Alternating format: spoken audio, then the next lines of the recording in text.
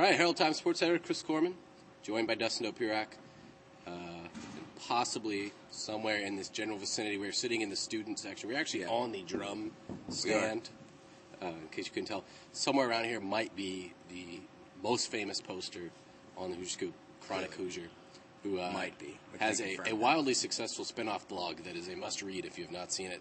Indeed, I think he's better than us. Well, yeah. Thanks for pointing that out. Yeah, the relationship post is, an all-time. Yeah, it is. An all-time great. It's epic. If he didn't swear so much, I would probably run it in the newspaper. But apparently we're not allowed to do that. No, so that's an issue. Anyway, 78-75 tonight. Indiana goes down to Purdue. Did go down to the last minute. Yeah. Riddell Jones gets a pretty decent look, a deep, probably about 26, 27 off the run look. Three-pointer to try to tie it. It goes long and left. Is that what we decided? Back into the left. Back into the left. And did not make it. Indiana has a little bit of a stall late with about 5 minutes to go. The offense goes into a little bit of funk, and they are able to get to the line, which is a positive sign, but not to hit the free throws. No, 3 front ends of one-and-ones. Right. After they'd been 13 of 15 at the line at that point. And that was actually a major difference in the game. Purdue was getting to the line at a much higher clip. And in fact, I think it was in the double bonus with 10 minutes to go. It really looked like they would pull away due to that factor, but Indiana stayed in it because they were hitting at a higher percentage. But they get Riddell Jones and Jordan Holes, 2 of their better free throw shooters throughout the season, to the line. Along with Derek Elston. And then Elston, who hasn't been bad. And they miss. And Purdue, clearly, as you'd expect, just the more poised team down the end, especially the 3 juniors who have been playing. Yeah. They've played every minute since they walked on campus, it feels like. Juwan John. No. Sorry, we're back. Just camera problem. I don't know what's wrong. But those 3, Moore, Hummel, Johnson, really seemed to get going, and just nothing fazed them. It was a incredible atmosphere tonight. As good as it gets in college basketball, loud, vulgar at times. Crowd all over everything the Boilermakers did. Poor Gene Katie. I don't know if he's going to be okay. Gene Katie will be fine. He gets that a lot. Yeah, true.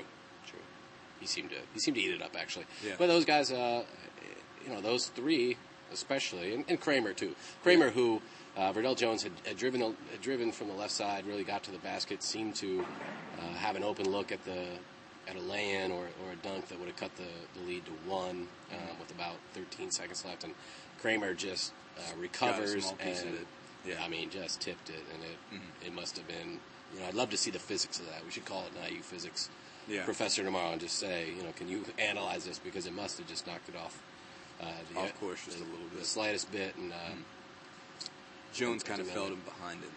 Right. He was just like... Yeah, that's the other thing, is that Jones when you're playing a team like Purdue, you know somebody's coming. Yeah. He wishes he would have dunked it. After you slipped like that. Did he? Yeah, he did say that. So, another one of these losses you kind of added to the pile. I'm sure it's getting frustrating for IU fans to see the close losses and then hear we're growing and we're working through it and we're trying to get there. But I just think you have to add this loss to that list and see how they grow from here. It was growth. There was, there was sort of evidence that they were dictating some things tonight. What kind of interested me is that this pace was much faster than you see in a February game in conference. By this point, you're usually playing every game in the 60s, and from the beginning, this game was just flying back and forth. And despite the fact that Purdue obviously had the athletes, Indiana was not afraid to go bucket for bucket and play at this speed. And obviously this is what they wanted to do at the beginning, but they had Maurice Creek at the beginning. Right. But they were still willing, even with not as much scoring as they had, when the season started, to play bucket for bucket, to play up tempo. They dealt with the ball pressure, and they stuck with them. The entire way through, they were willing to play at that pace. They obviously went to a zone later, but for the most part, we were going to just go at it straight. Right. Punch Purdue. Purdue coach Matt Painter thought that a lot of that, as coaches do. Gosh, you listen to more of these press conferences, and it's just so funny, the rhythms of press conferences. But he thought his team maybe didn't defend as well, didn't follow assignments as well, didn't help as well in the first half, and that led to a little bit of the helter-skelter nature of that. But I really think that there was some evidence that IU was doing things it wanted to do, was saying to Purdue, we're going to play this way, you deal with it, which is a huge move forward for Indiana. And especially with Tom Crean, that's one of those overall stories that we're covering. Yeah. With this rebuilding thing, you really... It's not hard to step back and look big picture. A lot of times you get into the flow of a season and you're so caught up with, okay, how's this guy's pinky toe feeling? Is he going to be able to play? Who's he going to match up with? With the Indiana thing, the way it is right now, it's not hard to step back and look for big themes. And one of them is how Tom Crean, the way he wants to play, how it's going to mesh with the way the Big Ten currently plays. And it's not that he's inexperienced in that area. He did coach at Michigan State for almost a decade. So, but I think tonight was really evidence of them saying, we're going to do this, we're going to run a little bit, and then we're going to feed Tom Pritchard. Pritchard, 13 points in the first half. That was a season high for him. Clearly his best game. Right. Didn't get another basket, but certainly affected the way the game was played. And Pritchard playing through a little bit of a tough time. His grandmother passed away. He'll be in the Pittsburgh area, where she's from, for the next 2 days, Friday and Saturday, until flying to Chicago for Indiana's game at Northwestern. But he just seemed to find the confidence or whatever. Pritchard's he's an interesting kid. You and I talk about a lot. If you can get him sort of relaxed and talking, he's one of the funniest guys on the team. Just a hilarious guy. And, they all look to him. Yeah, they really do. And I think has some role in leadership on this team because he's a guy who signed on to the program, then stuck with it, then was here for all last year, and really was the guy who carried the program early in the season, and then got worn down, and just didn't have. He was not brought here to be a big time, powerful power forward in the Big Ten. He was brought in to rebound and set screens and be really a great role player. I think is what the Sampson coaching staff saw him as, and he's had to morph through that and. For whatever's been going on with him this year, I don't. When we talk about it, we watch him on film, and he just doesn't maybe look into it sometimes, or he looks frustrated, or it's really hard trying to read his body language. But tonight, he changed. He found whatever it was. Well, Jeremiah Rivers actually had an interesting theory on that we weaved it all together. He said maybe. We always go to Jeremiah. I love Jeremiah. He's like your.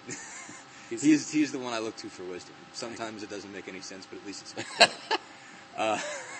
But at least it's a good one. Did you just say that? I think you just insulted Jeremiah. I don't know if I insulted, but I hope he turns you down next time. I don't know. Today was a little bit helter skelter, but this was his theory. So theory. Indulge. He just said that he's I guess been thinking about all this stuff so much about just he hasn't been confident about his play and all this stuff, and just today his head was elsewhere, and on 99% of cases that's a problem. If your head's elsewhere, if you're not thinking about the game, if you're not honed in on the game. But, Jeremiah said just today, I guess he just went out there and played. He was thinking about his family. He was thinking about everything else back home. And I guess he was almost too distracted to think about his problems. That's a really interesting... It's an interesting theory, and I don't know if it's true or not. And it's the second time today we actually heard that theory. We went over to a baseball media day today, and we took batting practice, which was excellent.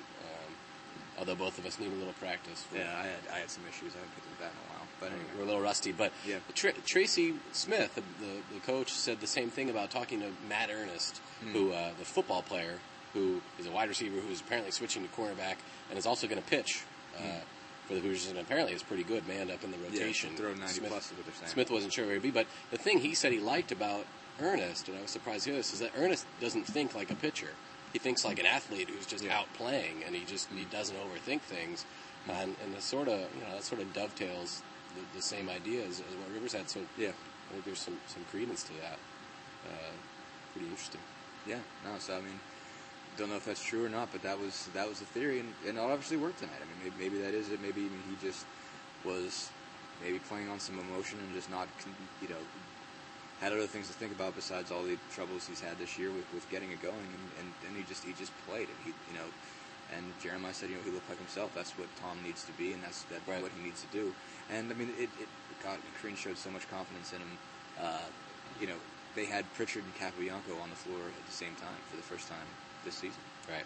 Indiana now looks at a quick turnaround. We'll head to Chicago. We think maybe tomorrow, early Friday. No, Indiana.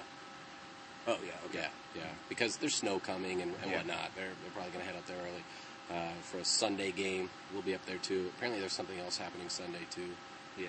We are looking into this. We'll figure it out. We want to thank Chronic Hoosier for being here, if he's here. Can't reveal that. Confirm that. Yeah. Can't reveal that. You guys take care.